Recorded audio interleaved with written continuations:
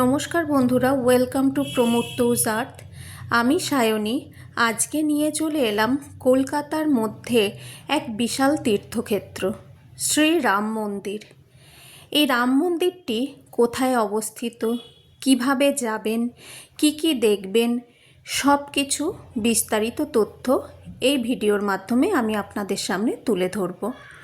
এই বিশাল মন্দির প্রাঙ্গণ অবস্থান করছে কোথায়, খোলার সময়, বন্ধের সময়, প্রসাদ গ্রহণের সময়, সব কিছু এই ভিডিওতে থাকবে। এখনও যারা প্রমোটোজ আর্থ সাবস্ক্রাইব করেননি তারা প্লিজ সাবস্ক্রাইব প্রমোটোজ আর্থ, যেখানে আপনারা পেয়ে যাবেন একসাথে অনেক ধরনের ভিডিও, স্পিরিচুয়াল, ট্রাভেল, ফুড এবং নানান অনুষ্ঠানের নানান পর্বের সমস্ত ভিডিও। আমরা আজকে পৌঁছে গেছি এই বিশাল তীর্থক্ষেত্রে। প্রথমেই বলি এটির অবস্থান কোথায়। এটি অবস্থিত ইকো পার্কের 4 নম্বর গেটের কাছে। ইকো পার্ক বেড়াতে গেলে আমরা সারাদিনের জন্য যাই, সেই সময় এই তীর্থক্ষেত্রটি দেখার কথা একদম ভুলবেন না। যদি এটির জন্যই শুধু যান তাহলেও সারাটা দিন সুন্দরভাবে এখানে কাটিয়ে নিতে পারবেন। ইকো পার্কের 4 নম্বর গেটের কাছে এসে টোটো করে বা হেঁটেও যাওয়া যায়, পৌঁছে যাবেন এই বিশাল তীর্থক্ষেত্রে, যেখানে আপনারা দেখতে পাবেন 151 ফুটের হনুমান মূর্তি। হনুমানজির এই মূর্তি পূর্ব ভারতের একমাত্র সবথেকে বড় মূর্তি হিসেবে পরিচিত বা পরিগণিত হয়। এখানে নানান জায়গায় নানান হস্তশিল্প আপনাদের চোখে পড়বে। শিল্পসত্তা মন্দিরের ছটায় ছটায় ফুটে উঠেছে। এখানে আপনারা একসঙ্গে 25-30 রকমের দেবতা এবং তাদের মন্দির এবং তাদের মন্দিরের স্থাপত্য রীতি দেখতে পাবেন। খাটুশ্যাম বাবার মন্দির, হনুমানজির মন্দির, শিব মন্দির, রাম সীতা, শিব পার্বতী, গণেশজি, তার সাথে দক্ষিণী ঘরানার বিষ্ণু মন্দির অর্থাৎ তিরুপতি বালাজি মন্দির, রাজস্থানের সিকর জেলার জিনমাতা দেবীর মূর্তি লক্ষিত। এখানে মহাভারতের নানান কাহিনীকে তুলে ধরা হয়েছে। নানান অংশে নানান স্থাপত্য রীতি আপনাদের চোখে পড়বে। মন্দিরে পাথরের কাজ, বিভিন্ন আলোকসজ্জা, তার সাথে মূল যে গর্ভগৃহ সেখানে রাম সীতার সুন্দর মূর্তি লক্ষণ সেখানে উপস্থিত, এবং সেই মন্দিরের দেওয়ালটা এবং তার ছাদটা পুরোটাই কাঁচ দিয়ে তৈরি করা। কাঁচ দিয়ে সেখানে রাম নাম লেখা আছে। বৈষ্ণব দেবী, তাছাড়া এখানে জয়মাতা দি, সমস্ত রকম দেবদেবীর পুজো হচ্ছে, যজ্ঞ হচ্ছে, আরতি হচ্ছে। একটা দিন যে আপনাদের কিভাবে কেটে যাবে আপনারা নিজেরাও কল্পনা করতে পারবেন না। মূল মন্দির চত্বরটাতে 6-7 রকমের মূল মন্দির রয়েছে। বিভিন্ন জায়গায় বিভিন্ন দেবদেবীর আরাধনা চলছে, সুসজ্জিত। এবং এই মন্দির খোলার টাইম সকাল 5টা থেকে দুপুর 12টা, আবার 3টে থেকে রাত্রি 9টা। এখানে চায়ের স্টল, বিনামূল্যে চা খাওয়ার জায়গা, বিনামূল্যে প্রসাদ, কচুরি, আলুর দম বিনামূল্যে আপনারা পেতে পারেন। এবং এখানে এত পরিষ্কার পরিচ্ছন্ন যে আপনারা সত্যি খুবই এখানে এসে আনন্দিত হবেন। সকাল থেকে প্ল্যান করে আপনারা এখানে ঘুরে, ইকো পার্কে ঘুরে, চারপাশে অনেক দেখার জায়গা আছে, সারাটা দিন আপনার কিভাবে কেটে যাবে আপনারা বুঝতেই পারবেন না।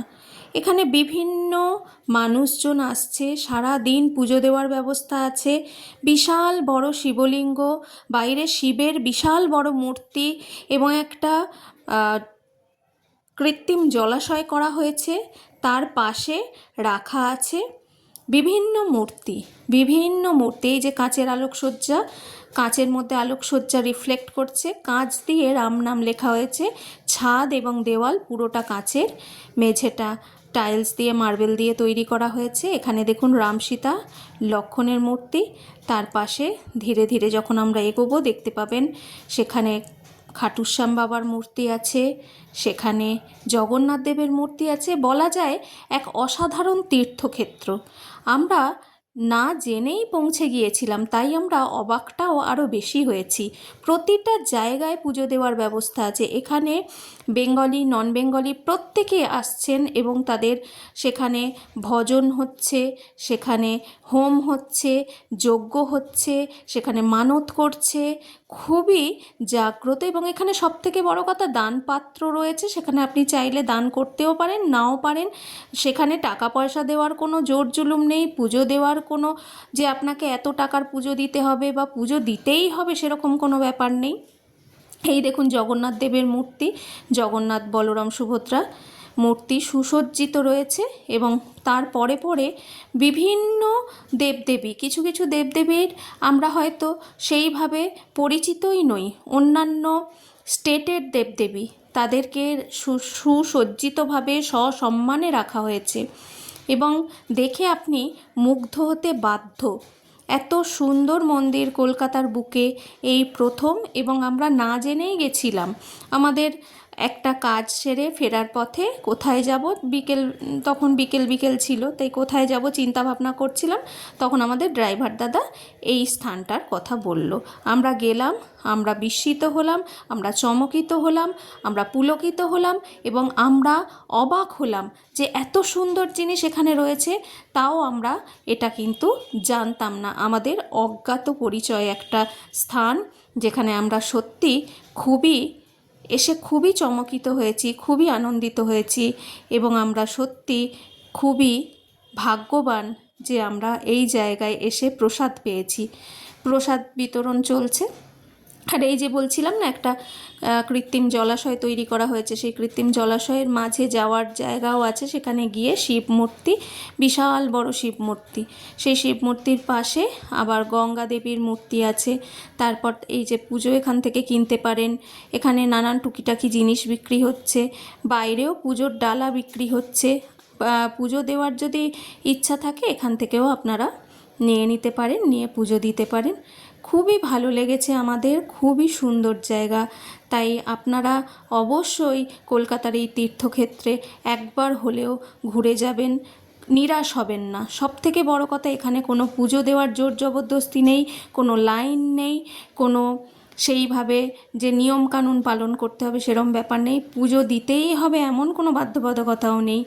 এই দেখুন সুন্দর পরিবেশ, চারপাশ সুসজ্জিত। এখনও এটা নির্মীয়মান এবং আরও নির্মীয়মান অবস্থাতেই এত সুন্দর লাগছে। যখন এটা আরও ভালোভাবে তৈরি হয়ে যাবে কতটাই না সুন্দর লাগবে।